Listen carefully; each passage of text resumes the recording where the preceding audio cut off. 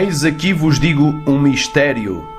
Na verdade, nem todos dormiremos, mas todos seremos transformados.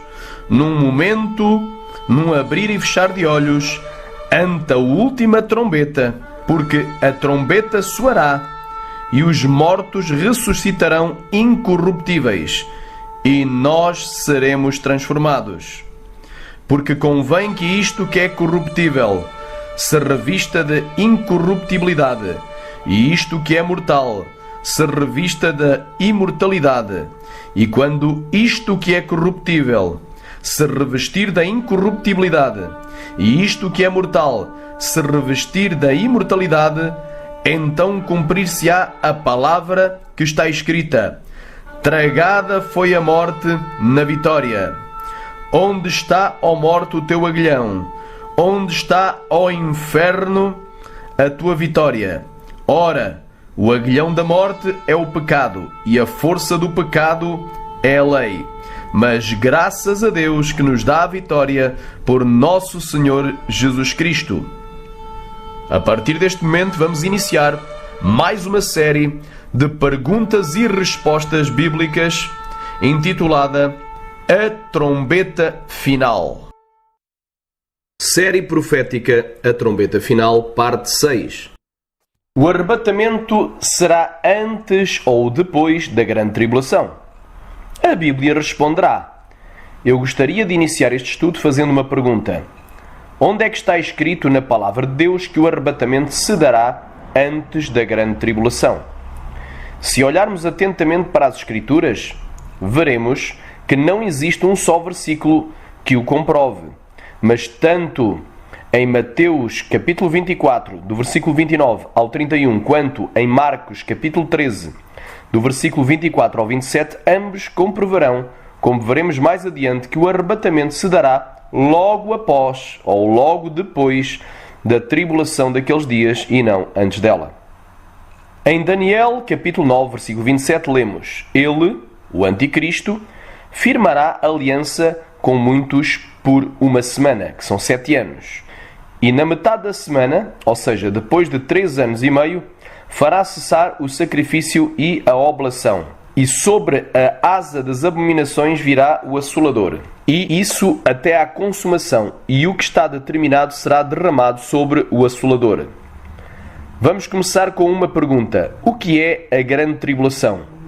São 7 anos de grande tribulação? Resposta. A grande tribulação é um período que só começa a meio da 70ª semana de Daniel, capítulo 9, ou seja, depois de 3 anos e meio da confirmação da aliança do Anticristo com muitos, e precisamente após o Anticristo violar essa aliança e estabelecer a abominação da desolação, conforme Mateus capítulo 24, do versículo 22 ao 33, que nos diz: Mateus 24:15 a seguir: Quando, pois, virdes que a abominação da desolação de que falou o profeta Daniel está no lugar santo, quem lê, entenda. Então os que estiverem na Judeia fujam para os montes, e quem estiver sobre o telhado não desça a tirar alguma coisa de sua casa. E quem estiver no campo não volte atrás a buscar as suas vestes. Mas ai das grávidas e das que amamentarem naqueles dias. E orai para que a vossa fuga não aconteça no inverno nem no sábado, porque haverá então grande aflição. Esta palavra aflição vem do grego tlipsis, que quer dizer angústia, tribulação. Portanto, haverá então grande tribulação. Se haverá é porque não havia antes. Só vai haver após a abominação da desolação. Haverá então grande tribulação como nunca houve desde o princípio do mundo até agora, nem tampouco há de haver. E se aqueles dias não fossem abreviados, que dias? Os dias da grande tribulação não fossem encurtados, nenhuma carne se salvaria, mas por causa dos escolhidos serão abreviados aqueles dias. Se continuarmos a ler, verificamos que a grande tribulação chega ao fim. E logo surgem sinais no sol, na lua, nas estrelas e nos céus. E só após esses sinais, Jesus vem dos céus e se dá o arrebatamento. Mateus capítulo 24, versículo 29 diz: E logo depois da tribulação, portanto a aflição ou tribulação, logo depois da tribulação daqueles dias, portanto ela chega ao fim, o sol escurecerá e a lua não dará a sua luz. As estrelas cairão do céu e as potências dos céus serão abaladas. Portanto, haverá sinais no sol, na lua, nas estrelas e nos céus. Ficará tudo às escuras. Haverá um grande apagão dos luzeiros naturais que Deus criou em Gênesis 1,14. Versículo 30. Então aparecerá no céu o sinal do Filho do Homem e todas as tribos da terra se lamentarão e verão o Filho do Homem vindo sobre as nuvens do céu com poder e grande glória. Portanto, vai ser visível. Vão ver. Versículo 31. E ele enviará os seus anjos com rijo clamor de trombeta. Esta palavra rijo clamor é grande som, literalmente grande som de trombeta. Portanto, vai haver barulho, alarido. Os quais ajuntarão os seus escolhidos desde os quatro ventos. A expressão quatro ventos é uma expressão que simboliza a terra. O número 4 é o número da terra, porque é o número que fala dos 4 pontos cardeais: norte, sul, leste e oeste. Portanto, desde as 4 extremidades da terra. Desde os 4 ventos, ou seja, desde o norte, sul, leste e oeste, de toda a parte da terra, os anjos vão ajuntar os escolhidos de Cristo, os escolhidos de Deus, a igreja, vão ser ajuntados desde os 4 cantos da terra e de uma à outra extremidade dos céus, até cada uma das extremidades dos céus. Então eles vão ser arrebatados da terra, dos 4 cantos da terra, até cada uma das extremidades dos céus. Vai ser o arrebatamento da terra para os céus. Isto é o arrebatamento. Marcos capítulo 13, que é outra passagem paralela, nos diz, no versículo 24, ora, naqueles dias, portanto, que dias? São dias de tribulação, de aflição, de angústia. Depois daquela aflição, ou seja, depois daquela eclipse, depois daquela tribulação, o sol escurecerá e a lua não dará a sua luz. Versículo 25, e as estrelas cairão do céu e as forças que estão nos céus serão abaladas. Então verão vir o Filho do Homem nas nuvens com grande poder e glória. E ele enviará os seus anjos e ajuntará os seus escolhidos desde os 4 ventos, da extremidade da terra até à extremidade dos céus. Portanto, o arrebatamento é da terra até ao céu. Portanto, é exatamente uma passagem paralela e que fala exatamente a mesma coisa. Em Lucas capítulo 21, que também é outra passagem paralela a Mateus 24, nos diz, no versículo 23, mas ai das grávidas e das que criarem naqueles dias, porque haverá grande aperto na terra e ira sobre este povo. Amém? Repara, haverá grande aperto. Aqui ele usa a expressão grande aperto para representar a grande tribulação. Haverá grande aperto na terra e ira. Esta ira aqui não é a ira de Deus, mas é a ira de Satanás. Porque diz em Apocalipse capítulo 12, se eu não estou em erro, mas ai de vós, ó terra, porque Satanás, o diabo, desceu até vós, com grande ira, sabendo que tem pouco tempo. E diz assim no versículo 24, e cairão ao fio da espada, e para todas as nações serão lavados cativos. E Jerusalém será pisada pelos gentios, até que os tempos dos gentios se completem. E haverá sinais no sol, na lua e nas estrelas. E na terra, a angústia das nações, em perplexidade pelo bramido do mar e das ondas. Portanto, haverá um grande terremoto, como depois nós vamos ver mais adiante. Está lá em Apocalipse capítulo 6, do 12 ao 17, haverá um grande terremoto que vai remover todos os montes e ilhas e vai haver tsunamis. E daí as pessoas vão ficar perplexas por causa do bramido, portanto, da fúria do mar e das ondas, do barulho do mar e das ondas. Versículo 26. Homens desmaiando de terror, na expectação, portanto, na expectativa das coisas que sobrevirão ao mundo, ou seja, das coisas que vão vir ainda ao mundo, porquanto as virtudes do céu serão abaladas. Vai ficar tudo às escuras, vai haver um grande apagão, conforme eu já falei. Durante o dia, o sol não dará a sua luz, durante a noite, a lua não dará a sua luz, e ficará de cor de sangue. As estrelas não darão a sua luz. E diz assim o versículo 27. E então verão vir o Filho do Homem numa nuvem com poder e grande glória. Ora, quando estas coisas começarem a acontecer, que coisas? Fala dos sinais.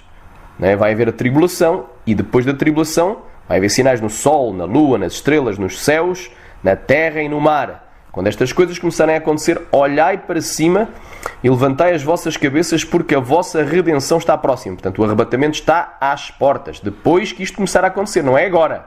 É só depois que houver esses sinais no sol, na lua, nas estrelas e nos céus, na terra e no mar. Mas esses sinais só ocorrem depois da grande tribulação daqueles dias.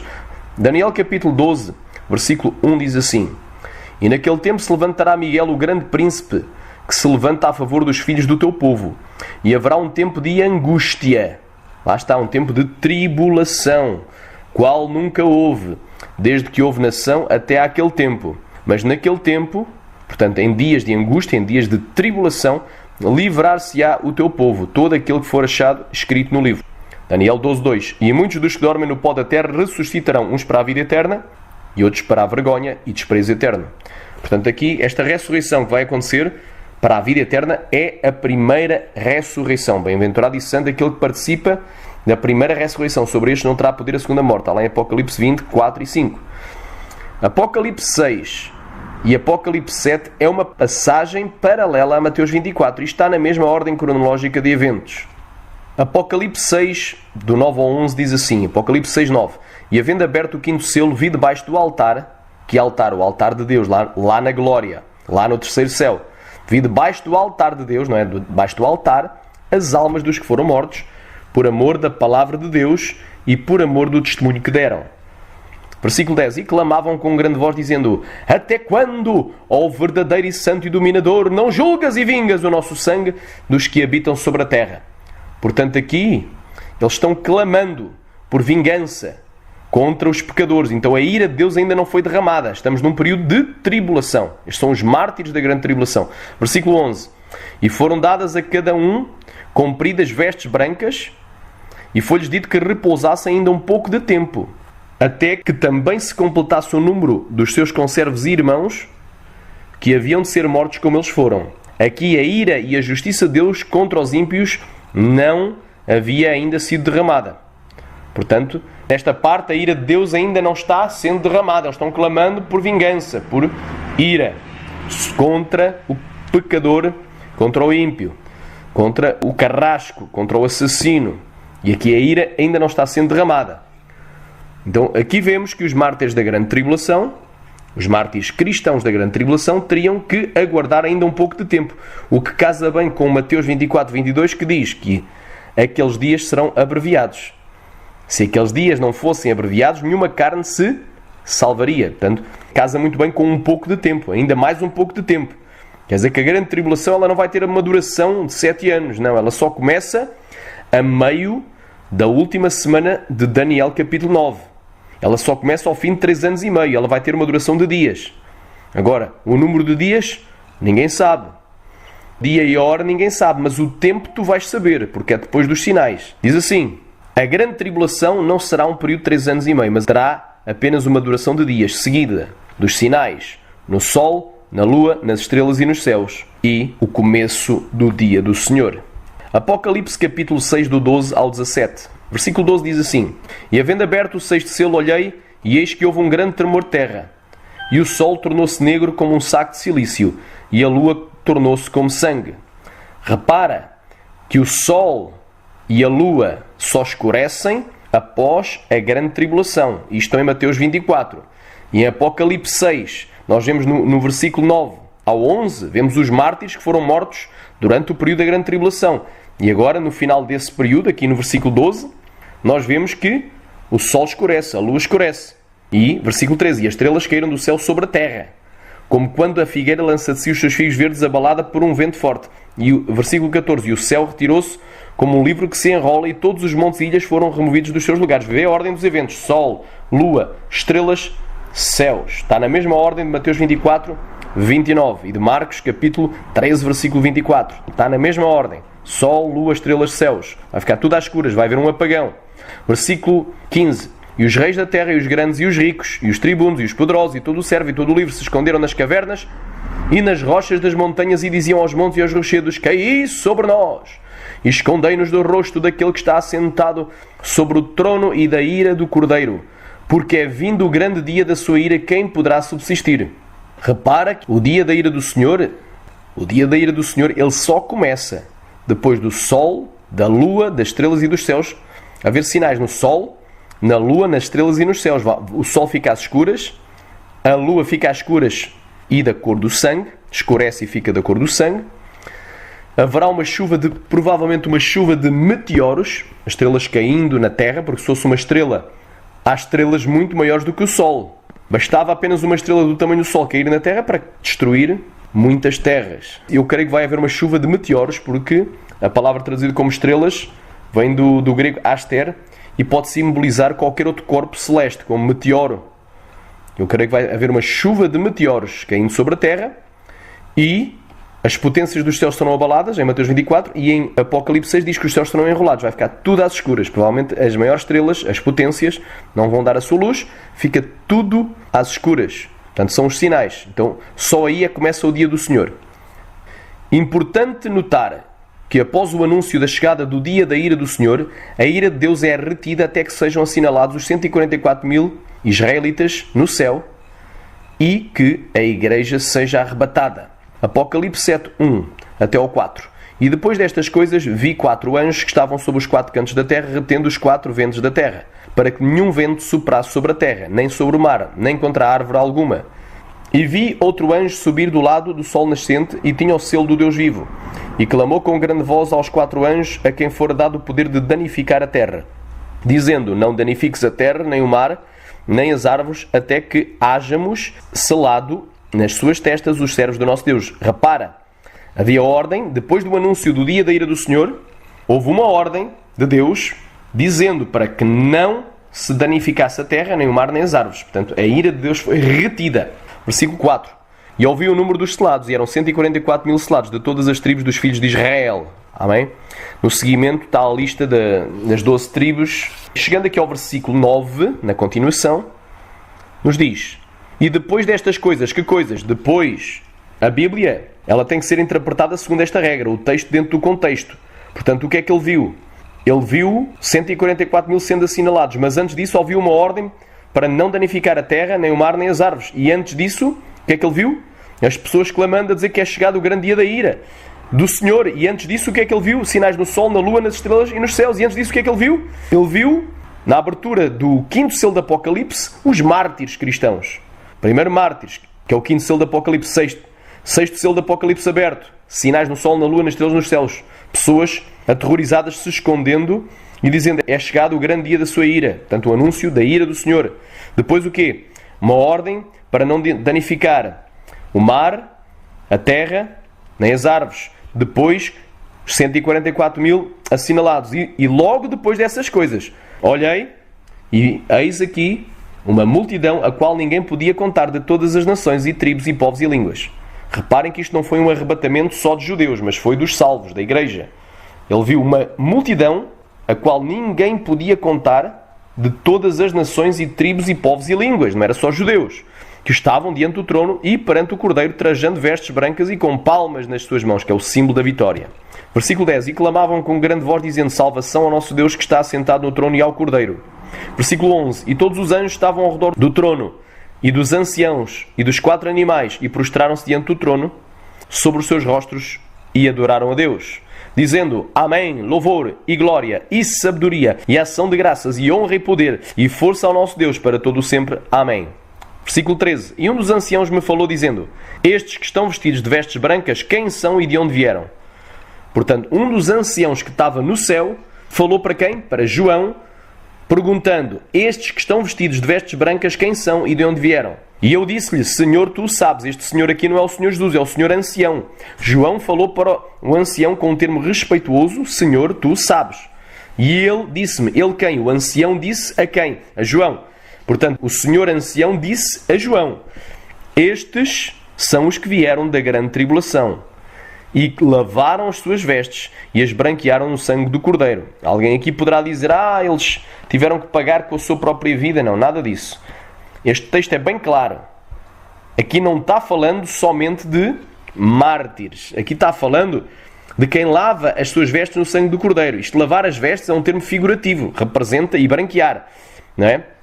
Porque o corpo tem que estar coberto com vestes. Agora, podem ser vestes de salvação ou vestes de condenação. As vestes de salvação representam a justiça dos santos. E nós só somos justificados pelo sangue do Cordeiro. 1 João capítulo 1, versículo 7 nos diz que o sangue de Jesus Cristo nos purifica de todo o pecado. Portanto, as branquearam, foram branqueadas as suas vestes, representa as suas ações foram branqueadas, porque se as vestes brancas são a justiça dos santos, então as vestes sujas são a injustiça dos imundos.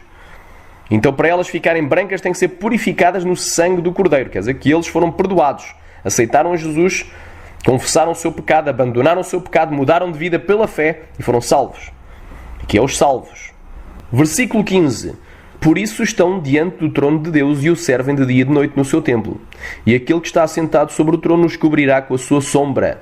Versículo 16. Nunca mais terão fome. Então isto aqui não é um arrebatamento de espírito, mas isto é um arrebatamento em corpo, alma e espírito. É um arrebatamento em todo o nosso ser tríplice, corpo, alma e espírito. É o arrebatamento dos salvos. Porque nunca mais terão fome, nunca mais terão sede, nem sol, nem calma alguma cairá sobre eles. Isto quer dizer que eles nunca mais vão morrer.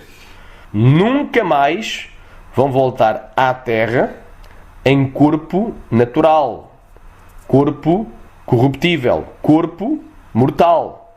Mas terão corpos de glória. Serão idênticos a Jesus. Nunca mais terão fome, nem terão sede, nem sol, nem calma alguma cairá sobre eles.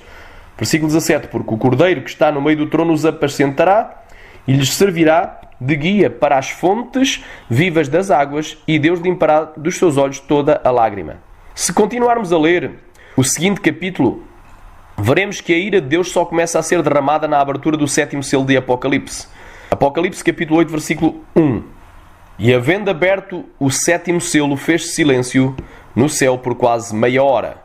Versículo 2. E vi os 7 anjos que estavam diante de Deus, e foram-lhes dadas 7 trombetas. Versículo 3. E veio outro anjo e pôs-se junto ao altar, tendo um incensário de ouro, e foi-lhe dado muito incenso para o pôr com as orações de todos os santos sobre o altar de ouro que está diante do trono. Versículo 4. E a fumaça do incenso subiu com as orações dos santos desde a mão do anjo até diante de Deus. Versículo 5. Atenção a este versículo. E o anjo tomou o incensário e o encheu de fogo do altar e o lançou sobre a terra. E depois houve vozes e trovões e relâmpagos e terremotos. Repara que em Apocalipse capítulo 7, conforme a gente havia lido, no versículo 3, dizia: não danifiques a terra, nem o mar, nem as árvores, até que hajamos selado nas suas testas dos servos do nosso Deus. Portanto, havia uma ordem para não danificar a terra, nem as árvores, nem o mar. Mas agora Apocalipse, capítulo 8, versículo 5, vemos que sobre a terra foi lançado o quê? Fogo do altar. E depois houve vozes, trovões e relâmpagos e terremotos na terra. Portanto, a ira começou a ser derramada. Aqui dá-se o início da ira de Deus sendo derramada. Versículo 6. E os 7 anjos que tinham as 7 trombetas prepararam-se para tocá-las. Isto vem provar que o arrebatamento será no dia do Senhor, também conhecido como o dia da ira do Senhor, mas mesmo antes de que a sua ira seja derramada. E este dia do Senhor ocupará a segunda parte da segunda metade da 70ª semana de Daniel. E só começará após a grande tribulação. Por último, e só para dar mais uma informação e uma confirmação de que a Igreja passará pela grande tribulação, 2 Tessalonicenses capítulo 2, versículo 1, até ao versículo 4, que diz: ora, irmãos, rogamo-vos pela vinda de nosso Senhor Jesus Cristo e pela nossa reunião com Ele, ou seja, o arrebatamento. Versículo 2. Que não vos movais facilmente do vosso entendimento, nem vos perturbeis, quer por espírito, quer por palavra, quer por epístola, como de nós, como se o dia de Cristo estivesse já perto. Ou seja, às portas. Pode acontecer a qualquer momento. Este dia de Cristo inclui o quê? A vinda do Senhor Jesus Cristo e a nossa reunião com Ele, o arrebatamento. Versículo 3. Ninguém de maneira alguma vos engane, nem o teu pastor presidente, nem o profeta, nem o apóstolo. É o profeta fulano tal, é o apóstolo fulano tal, é o milagreiro fulano tal. Mas é o homem de Deus. Pode até ser tudo homem de Deus. Mas ninguém te engane nesta matéria, porque esta matéria já está bem clara na Bíblia. Ninguém de maneira alguma vos engane.